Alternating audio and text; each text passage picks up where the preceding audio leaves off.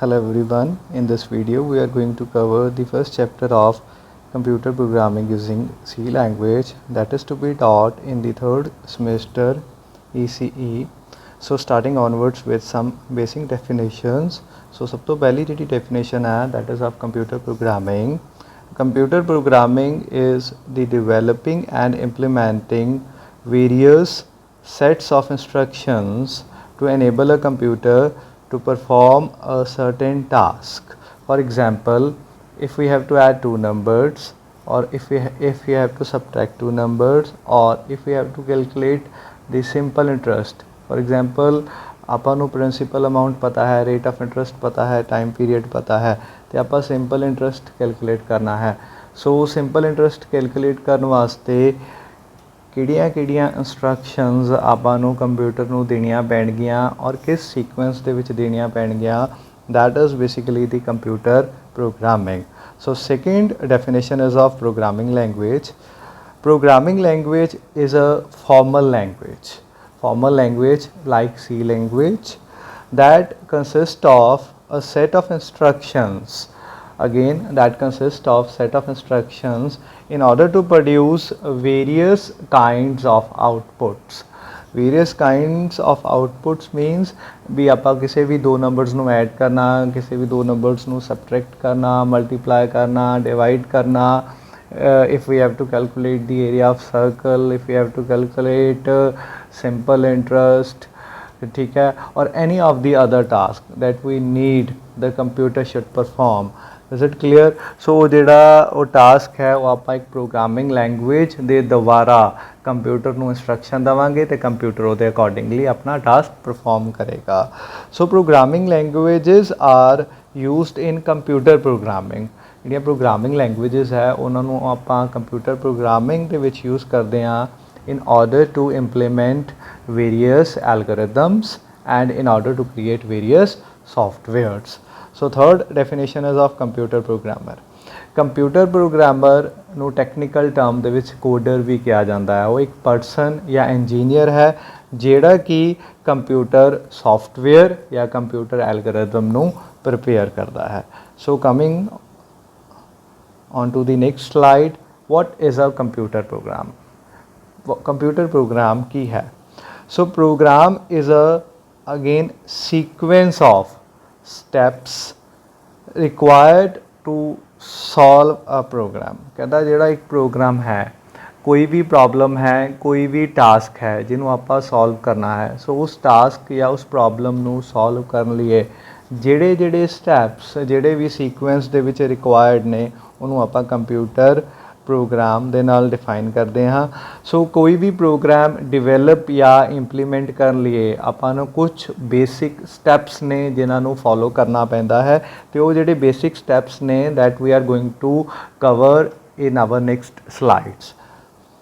So the various steps required in developing a program, ਕਿਹੜੇ basic steps ਨੇ ਜਿਹੜੇ ਕਿ ਰਿਕੁਆਇਰਡ ਨੇ ਕਿਸੇ ਵੀ ਪ੍ਰੋਗਰਾਮ ਨੂੰ ਡਿਵੈਲਪ ਕਰਨ ਲਈ।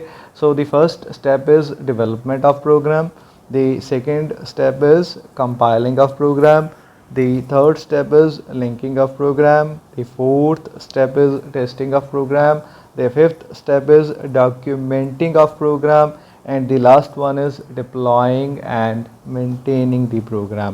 ਕਹਿੰਦਾ ਕੋਈ ਵੀ ਪ੍ਰੋਗਰਾਮ ਜਦੋਂ ਵੀ ਆਪਾਂ ਉਹਨੂੰ ਡਿਵੈਲਪ ਕਰਨਾ ਹੁੰਦਾ ਹੈ ਕਿਸੇ ਵੀ ਪ੍ਰੋਗਰਾਮਿੰਗ ਲੈਂਗੁਏਜ ਦੇ ਵਿੱਚ, ਦ language could B C language, it could B C++, ਜਾਵਾ, ਕੋਈ ਵੀ ਪ੍ਰੋਗਰਾਮਿੰਗ ਲੈਂਗੁਏਜ ਹੈ, ਜਦੋਂ ਆਪਾਂ ਕਿਸੇ ਵੀ ਲੈਂਗੁਏਜ ਦੇ ਵਿੱਚ ਕੋਈ ਵੀ ਪ੍ਰੋਗਰਾਮ ਡਿਵੈਲਪ ਕਰਨਾ ਹੈ ਤਾਂ ਆਪਾਂ ਨੂੰ ਕੁਝ ਬੇਸਿਕ ਜਿਹੜੇ ਸਟੈਪਸ ਫੋਲੋ ਕਰਨੇ ਪੈਣਗੇ। ਉਹ ਸਟੈਪਸ ਆਪਾਂ ਇਸ ਸਲਾਈਡ ਦੇ ਵਿੱਚ ਮੈਂਸ਼ਨ ਕੀਤੇ ਹੈ। ਸੋ ਨੈਕਸਟ ਸਲਾਈਡ ਦੇ ਵਿੱਚ we are going to cover each and every step in detail. ਹਰ ਸਟੈਪ ਨੂੰ ਆਪਾਂ ਹੁਣ ਡਿਟੇਲ ਦੇ ਵਿੱਚ ਪੜ੍ਹਾਂਗੇ। So starting onwards with the first step that is of the development of program. ਕਹਿੰਦਾ ਜਿਹੜਾ ਪਹਿਲਾ ਸਟੈਪ ਹੈ ਉਹ ਡਿਵੈਲਪਮੈਂਟ ਆਫ ਪ੍ਰੋਗਰਾਮ ਹੈ।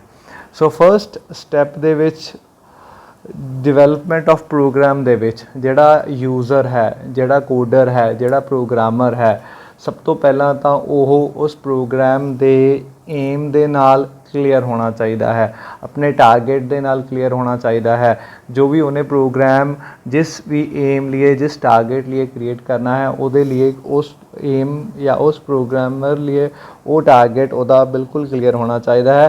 After that once you are cleared with your target और विद योर एम, फिर तुसी की करना है जिन्ने भी स्टैप्स रिक्वायर्ड ने उस टारगेट ਨੂੰ फुलफिल ਕਰਨ ਵਾਸਤੇ ਉਹਨਾਂ ਨੂੰ ਇੱਕ ਸੀਕੁਐਂਸ ਦੇ ਵਿੱਚ ਨੋਟ ਕਰ ਲੈਣਾ ਹੈ and that process is known as algorithm.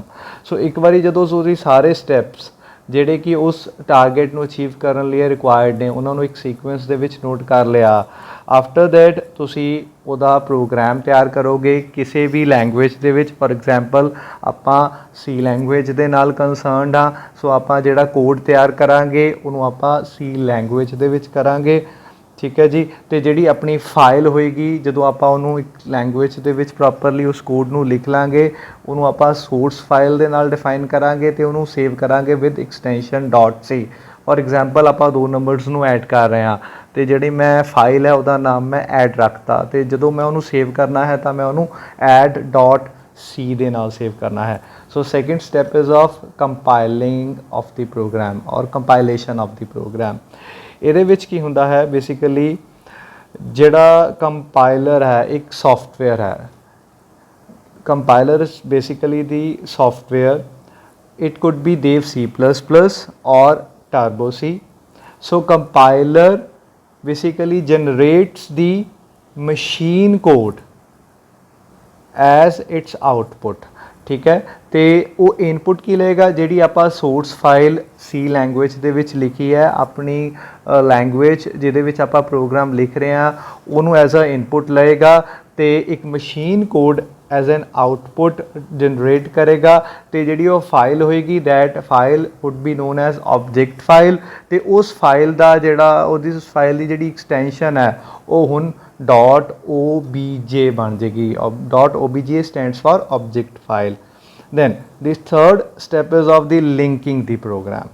On linking basically it is a process of collecting and combining. Linking is the process of collecting and combining various pieces of codes। various pieces of codes का मतलब की है अपने को एक programme दे विच various सब functions ने वो सारे सब फंक्शंस नू आपां कंबाइन करांगे in order to create a single file। Various pieces of codes ਨੂੰ ਆਪਾਂ ਕੰਬਾਈਨ ਕਰਾਂਗੇ in order to create a single file ਤਾਂ ਕਿ ਉਹਨੂੰ ਆਪਾਂ ਮੈਮਰੀ ਦੇ ਵਿੱਚ ਲੋਡ ਕਰ ਸਕੀਏ in order to produce an executable file ਜਿਹੜੀ ਕਿ ਆਪਾਂ ਨੂੰ ਰਿਕੁਆਇਰਡ ਹੈ in order to fulfil any of the target, ਠੀਕ ਹੈ। ਤੇ ਜਿਹੜੀ ਉਹ ਐਗਜ਼ੀਕਿਊਟੇਬਲ ਫਾਈਲ ਹੋਏਗੀ ਦਸ prepared that would be with the extension .exe, ठीक है। सो सब तो पहला एक आप फाइल सी फाइल क्रिएट की थी सी प्रोग्रामिंग लैंग्वेज दे विच जिहदी एक्सटेंशन सी .c। उस तो बाद कंपाइलर ने उस ਉਹਨੂੰ ਇਨਪੁਟ ਲੈ ਕੇ ਮਸ਼ੀਨ ਕੋਡ ਆਊਟਪੁੱਟ ਜਨਰੇਟ ਕੀਤੀ ਜਿਹਨੂੰ ਆਪਾਂ ਆਬਜੈਕਟ ਫਾਈਲ ਵੀ ਕਹਿ ਲੈਂਦੇ ਹਾਂ with extension .obj। After that आप लिंक किया, लिंक करने तो बाद जी फाइल क्रिएट की थी that is an executable file with .exe extension, clear. उस तो बाद आ जाता है next phases the testing of the program. So ये आप प्रोग्राम जोड़ा किसी भी प्रोग्रामिंग लैंग्वेज के आप डिवेलप किया है उन्होंने टेस्ट करते हाँ ताकि वो जोड़ा प्रोग्राम है वो एरर फ्री होए तो जिन्नियां भी पॉसिबल इनपुट्स है जो अपना आपू रिक्वायर्ड है उन्होंने पॉसिबल इनपुट्स लिए वो रिक्वायर्ड आउटपुट जनरेट करे। उस तो बाद we have documenting the program. Documenting the program दे विच आपां फर्स्ट स्टैप तो लेके लास्ट स्टैप तक एक डॉक्यूमेंटेशन तैयार कर लेनी है till the testing of the program ताकि कल नूं जे कोई होर यूज़र उस सेम प्रोग्राम ते काम करता है तो सेम एरर नूं फेस करता है ताकि वो सेम टाइम ऑक्यूपाई ना करे। In order to solve that error आप एक डॉक्यूमेंट्री तैयार कर लेने हाँ फॉर द फ्यूचर रेफरेंस, ठीक है जी। तो जो लास्ट स्टैप है that is very very important which is required for the development of program in any of the language is deploying and maintaining the program। Deploying and maintaining the program ਦਾ ਮਤਲਬ ਇਹ ਹੈ, ਹੁਣ ਜਦੋਂ ਆਪਾਂ ਆਪਣੇ and ਤੇ ਉਸ ਪ੍ਰੋਗਰਾਮ ਨੂੰ ਟੈਸਟ ਕਰ ਲਿਆ, then the most important is ਕਿ ਆਪਾਂ ਉਹ ਪ੍ਰੋਗਰਾਮ ਨੂੰ ਯੂਜ਼ਰ ਐਂਡ ਤੇ ਵੀ ਟੈਸਟ ਕਰੀਏ।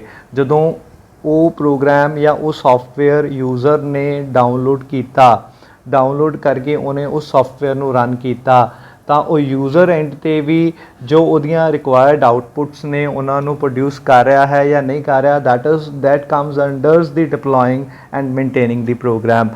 ਸੋ ਡੇਲੀ ਲਾਈਫ ਦੇ ਵਿੱਚ ਉਹ ਕਿਹੜੇ ਐਰਰਸ ਨੂੰ ਫੇਸ ਕਰ ਰਿਹਾ ਹੈ, ਉਹ ਐਰਰਸ ਨੂੰ ਨੋਟ ਕਰਨਾ ਤੇ ਉਹ ਐਰਰਸ ਨੂੰ ਅਪਡੇਟ ਕਰਨਾ, that all comes under the deploying and maintaining the program।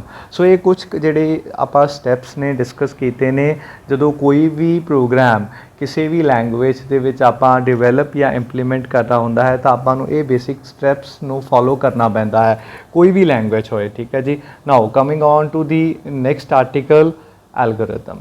So algorithm basically ਇੱਕ ਰੈਸਿਪੀ ਦੀ ਤਰ੍ਹਾਂ ਹੈ, ਠੀਕ ਹੈ। ਰੈਸਿਪੀ ਮੀਨਸ ਜਦੋਂ ਆਪਾਂ ਕੋਈ ਵੀ ਚੀਜ਼ ਪ੍ਰਿਪੇਅਰ ਕਰਨੀ ਹੈ, ਕੋਈ ਵੀ ਆਈਟਮ ਕੁੱਕ ਕਰਨੀ ਹੈ, ਸੋ ਉਹਨੂੰ ਕੁੱਕ ਕਰਨ ਵਾਸਤੇ ਆਪਾਂ ਨੂੰ ਕੁਝ ਸੀਕੁਐਂਸਡ ਸਟੈਪਸ ਨੂੰ ਫੋਲੋ ਕਰਨਾ ਪੈਂਦਾ ਹੈ। So similar is in case of the program, ਜਦੋਂ ਕੋਈ ਵੀ ਆਪਾਂ ਆਊਟਪੁੱਟ ਪ੍ਰੋਡਿਊਸ ਕਰਨੀ ਹੈ, in order to produce the desired output, ਆਪਾਂ ਨੂੰ ਜਿਹੜੇ ਸਟੈਪਸ ਨੇ ਉਹਨਾਂ ਨੂੰ ਇੱਕ ਸੀਕੁਐਂਸ ਦੇ ਵਿੱਚ ਜਾਂ ਜਿਹੜੀਆਂ ਇੰਸਟਰਕਸ਼ਨਸ ਨੇ ਜਿਹੜੀਆਂ ਆਪਾਂ ਕੰਪਿਊਟਰ ਨੂੰ ਦੇਣੀਆਂ ਨੇ ਤਾਂ ਕਿ ਉਹ ਉਸ ਇੰਸਟਰਕਸ਼ਨਸ ਦੇ ਅਕੋਰਡਿੰਗਲੀ ਕੰਮ ਕਰੇ, ਉਹ ਇੰਸਟਰਕਸ਼ਨਸ ਨੂੰ ਆਪਾਂ ਨੂੰ ਸੀਕੁਐਂਸ ਦੇ ਵਿੱਚ ਦੇਣਾ ਪੈਂਦਾ ਹੈ। The process is known as algorithm.